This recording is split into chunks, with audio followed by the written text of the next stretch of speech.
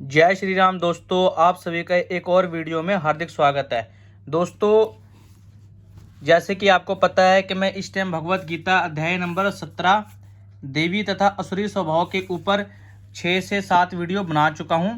और आज का जो मेरा टॉपिक है वो बहुत ही अच्छा टॉपिक है। ये टॉपिक के बारे में मैं थोड़ा सा आपको बता दूं कि जो इंसान अपनी लाइफ में किसी भी पशु पक्षी को मारकर और उनको पकाकर खा जाते हैं, अर्थात जो जीव हत्या करते हैं, उसके ऊपर ये टॉपिक है।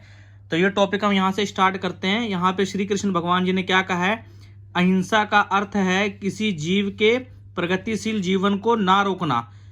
किसी को यह नहीं सोचना चाहिए कि शरीर के वध किए जाने के बाद आत्मा संफुलित का मतलब क्या है? आत्मा की चिंगारी नहीं मरता।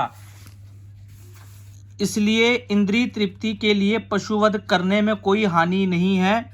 प्रचुर अन्य फल तथा दुग्ध की प्राप्ति होते हुए भी आजकल लोगों में पशुओं का मांस खाने की लत पड़ी हुई है, लेकिन पशुओं के वध की कोई आवश्यकता नहीं है। यह आदेश हर एक के लिए है। जब कोई विकल्प ना रहे तभी पशुवध किया जाए, लेकिन इसकी यज्ञ में बलि की जाए।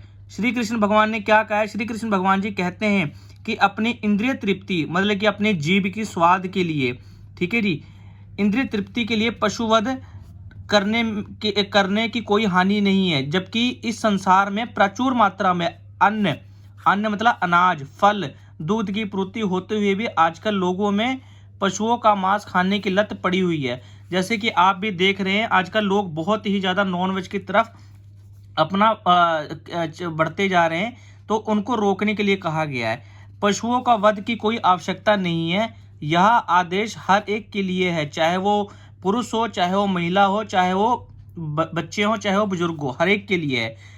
आगे श्री कृष्ण जी क्या कहते हैं? जब कोई विकल्प ना रहे तभी पशुवध किया जाए। जब कोई विकल्प ना रहे मतलब कि खाने पीने की चीजें, जैसे कि अभी हमारे पास साग सब्जी, फल फ्रूट इत्यादि अधिक से अधिक मात्रा में उपलब्ध है, बट जब कभी भी ऐसा कोई विकल्प ना रहे तभी पशुवध किया जाए, लेकिन इसकी यज्ञ में बलि की जाए। पहले यज्ञ करना चाहिए, उसके बाद उसकी बलि कर जानी चाहिए। आगे क्या कहा जाता है? जो भी हो, जब मानवता के लिए प्रचुर भोजन हो, तो जो लोग आध्यात्मिक साक्षात्करण में प्रगति करने की इच्छुक हैं, उन्हें पशु हिंसा नहीं करनी चाहिए। इसमें कहा गया है जो लोग अपना आध्यात्मिक जीवन में प्रगति करने के लिए बढ़ रहे होते हैं, उनको पशु हिंसा नहीं करनी चाहिए। वास्तविक अहिंसा का अर्थ है कि किसी की प्रगतिशील जीवन को ना रोका जाए। प्रगतिशील का मतलब होता है कि कोई अपनी जीवन शैली को आगे बढ़ा रहा हो।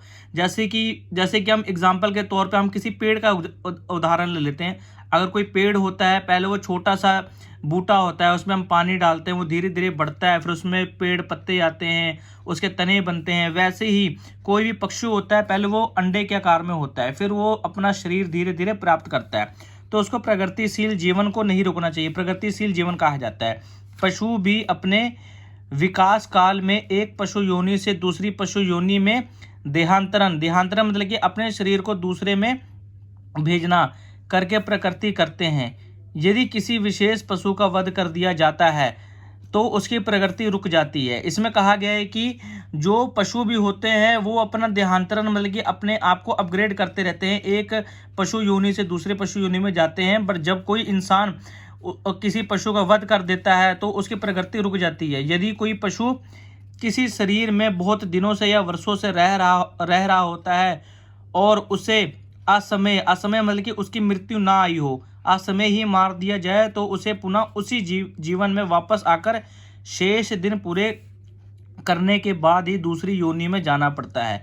इसमें कहा गया है कि जब कोई मनुष्य किसी भी जीव जंतु जानवर को मृत्यु आने से पहले ही मार देते हैं तो उस जानवर को दोबारा उसी शरीर में आकर वापस आकर शेष दिन को पूरे करने के बाद उसको दूसरी योनि में जाना पड़ता है। अत्यंत अपने स्वाद की तुष्टि के लिए किसी की प्रगति को नहीं रोकना चाहिए, यही अहिंसा है।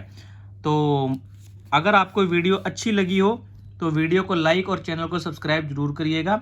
जय श्री राम, राधे राधे।